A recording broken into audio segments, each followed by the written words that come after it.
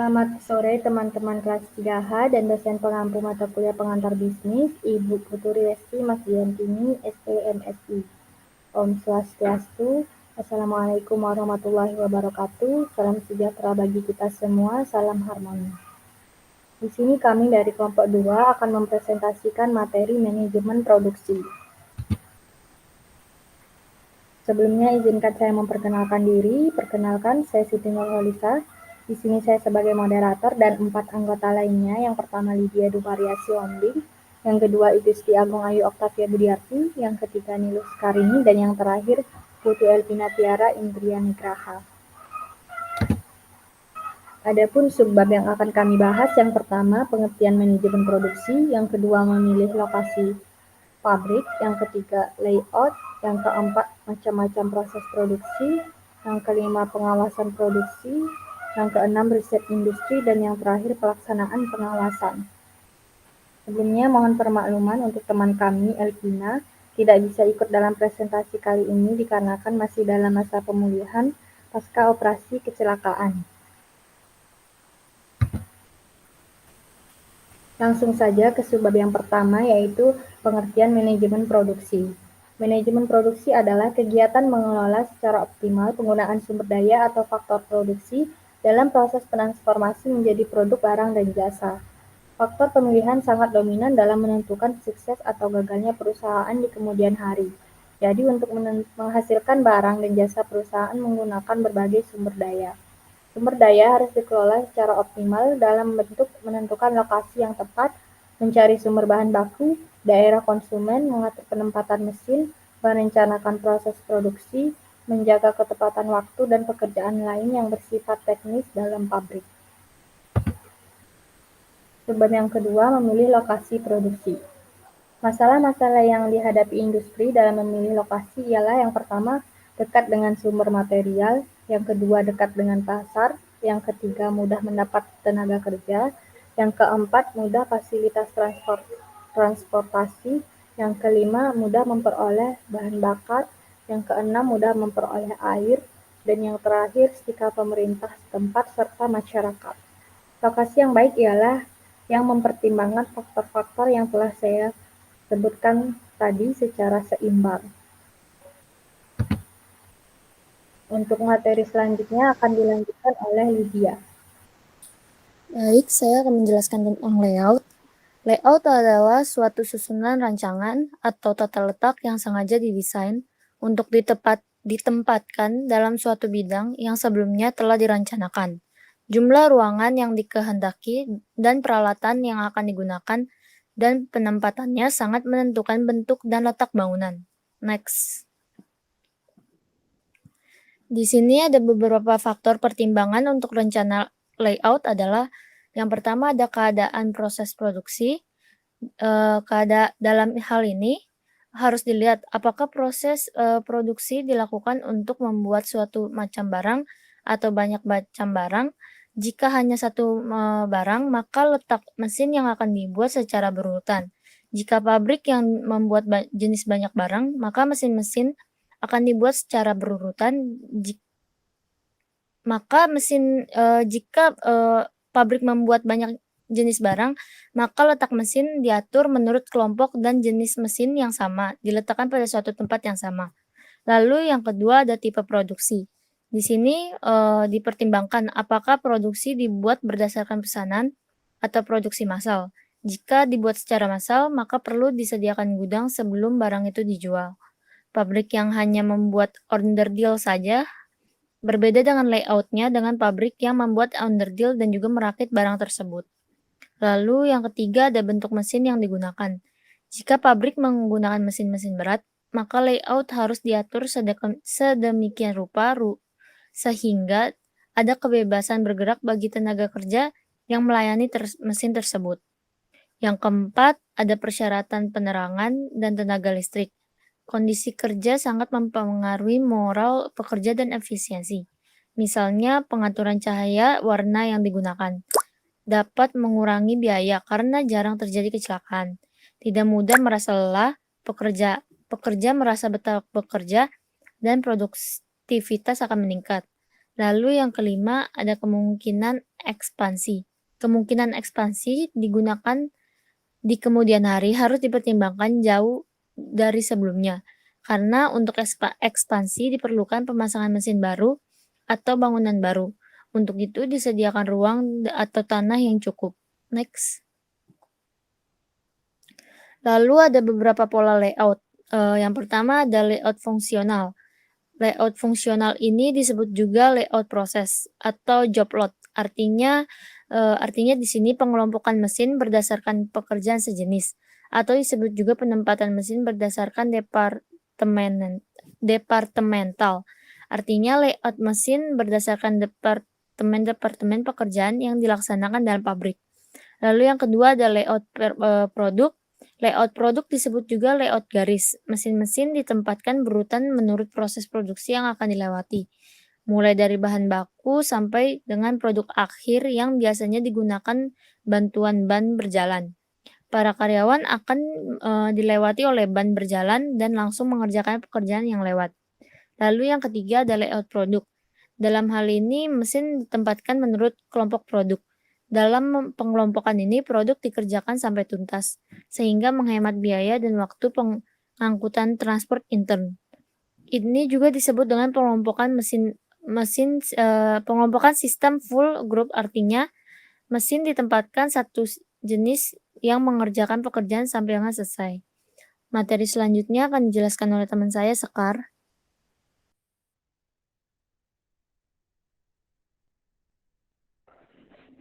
Baik, terima kasih Lydia. Dan selanjutnya ada macam-macam proses produksi. Yang pertama ada proses ekstraktif. Nah, di sini istilah proses ekstraktif ini menunjukkan metode pengambilan material seperti pertambangan garam, batu bara, tembaga, seng, dan sebagainya. Dan yang kedua ada proses analisis. Nah, proses analisis ini mencakup pemecahan materi menjadi beberapa produk. Misalnya pertambangan minyak, setelah menggali minyak bumi dialirkan, kemudian dipisahkan menjadi gas, oli, bensin, aspal, parafin, dan berbagai jenis produksi lainnya. Dan yang ketiga ada proses sintetis. Proses sintetis ini berarti menghimpun berbagai material menjadi satu hasil produksi. Ini adalah lawan dari proses analitis. Nah, misalnya produk rayon, karet, dan plastik dihasilkan secara sintetis. Proses ini memerlukan berbagai bahan mentah. Dan yang keempat, ada proses fabricating. Nah, di sini dalam proses fabricating ini, bahan baku dirubah menjadi bentuk yang berbeda. Pabrik mobil atau pabrik pesawat terbang menggunakan lempeng mentah dan dibentuk menjadi badan pesawat atau badan mobil. Next. Dan kemudian ada pengawasan produksi. Nah, di sini tujuan pengawasan produksi ialah menjaga kelancaran pekerjaan dari bahan baku sampai ke barang jadi, sehingga dapat diselesaikan dalam tempo sesingkat mungkin dan biaya serendah mungkin. Nah, ini membutuhkan koordinasi dari berbagai faktor yang masuk ke proses produksi, material, mesin, tenaga kerja, dan metode. Adapun 4 macam langkah dalam pengawasan produksi ini yaitu yang pertama ada planning.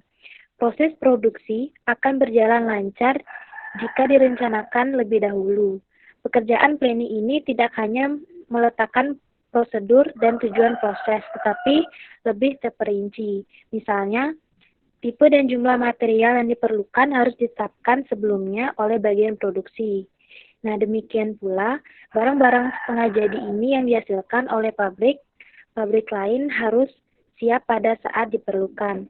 Dan yang kedua, ada routing. Nah, di sini pengawasan atas tingkat pekerjaan tertentu dinamakan routing. Jika pekerjaan produk menggunakan beberapa mesin, dan mesin-mesin ini digunakan untuk berbagai proses yang berbeda, orang yang bertanggung jawab dalam hal ini menetapkan tenaga kerja yang melaksanakan mesin, alat, dan perlengkapan yang harus digunakan. Dia harus menetapkan rute atau masing-masing pekerjaan dan hubungannya itu dengan proses pekerjaan lainnya. Nah, kemudian ia juga mencetak kartu-kartu instruksi yang menunjukkan pekerjaan yang harus dilakukan. Ini disebut using. Dan yang ketiga ada scheduling. Nah, scheduling ini tujuannya ialah menjaga kelancaran pekerjaan, menghindarkan konflik, dan kelalaian dalam menggunakan mesin, dan membuat tabel waktu kapan bahan mentah itu diperlukan, dan kapan hasilnya pun harus siap jadi. Dengan demikian, waktu pekerjaan dapat diawasi seminimal dan secepat mungkin. Dan yang keempat ada dispatching. Nah, dalam hal ini dibuat perintah untuk kerja untuk masing-masing pekerjaan, dan ini penting agar planning dapat dilaksanakan.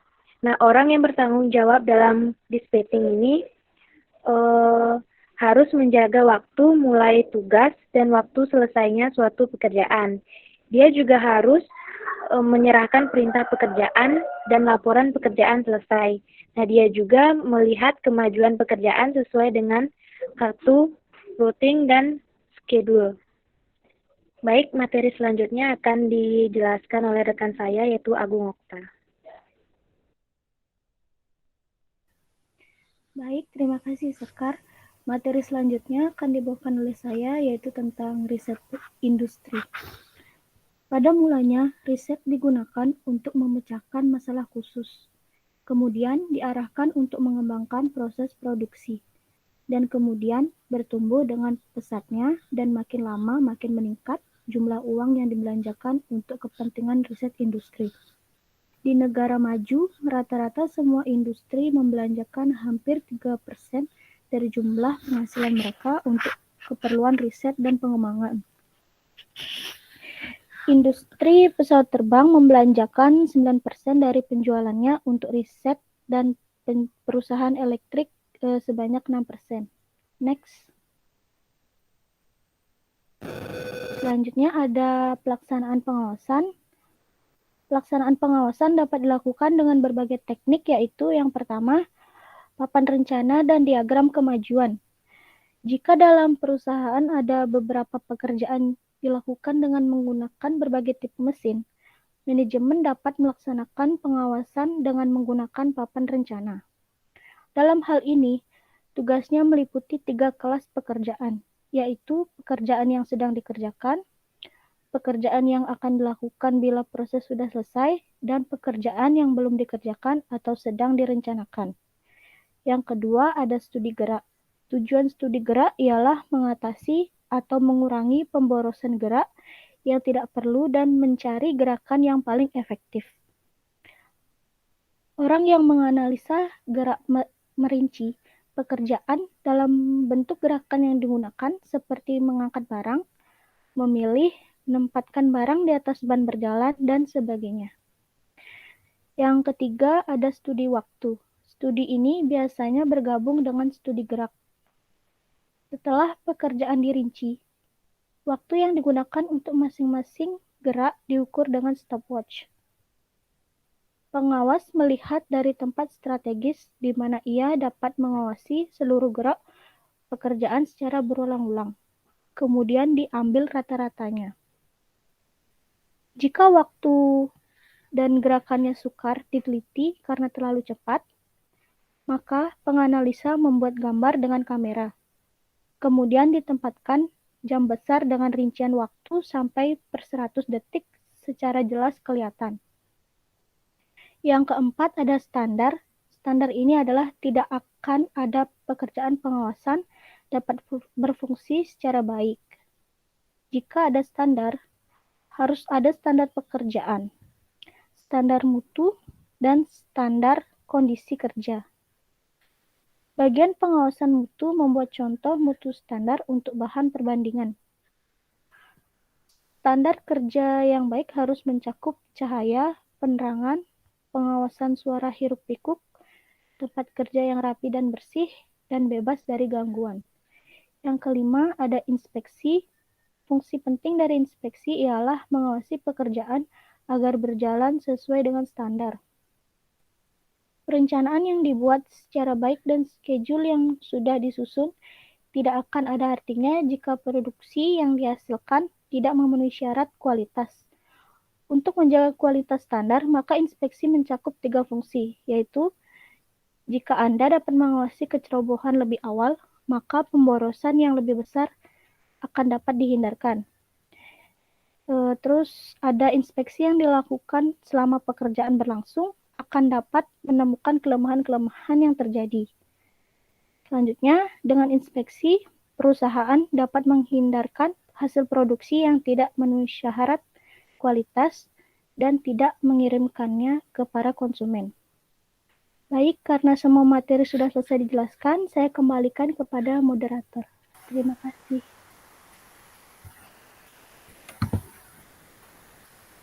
Baik, terima kasih Ageng Okta. Di sini saya akan menyampaikan kesimpulan presentasi hari ini.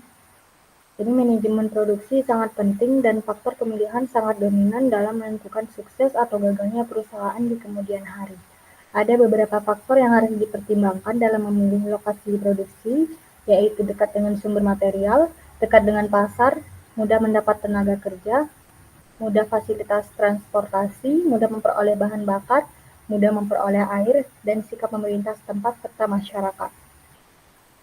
Kemudian layout adalah suatu susunan, rancangan, atau tata letak ruang yang sengaja didesain untuk ditempatkan dalam suatu bidang yang sebelumnya telah direncanakan. Ada 3 pola layout, yaitu layout fungsional, layout produk, dan layout kelompok. Proses produksi terdiri dari 4 macam, yaitu proses ekstraktif, analisis, sintesis, dan fabricating. Pengawasan produksi terdiri dari 4 langkah, yaitu planning, routing, scheduling, dan dispatching. Untuk pelaksanaan pengawasan, ada 5 teknik yang bisa dilakukan. Yang pertama, papan rencana dan diagram kemajuan. Yang kedua, studi graf. Yang ketiga, studi waktu. Yang keempat, standar. Dan yang kelima, inspeksi. Baik, terima kasih telah menyimak presentasi kami. Apabila ada salah kata dalam penyampaian presentasi, baik yang disengaja maupun tidak disengaja, kami memohon maaf yang sebesar-besarnya. Saya tutup dengan selamat sore. Om Santi Santi Santi Om. Wassalamualaikum warahmatullahi wabarakatuh. Salam sejahtera bagi kita semua. Salam harmoni.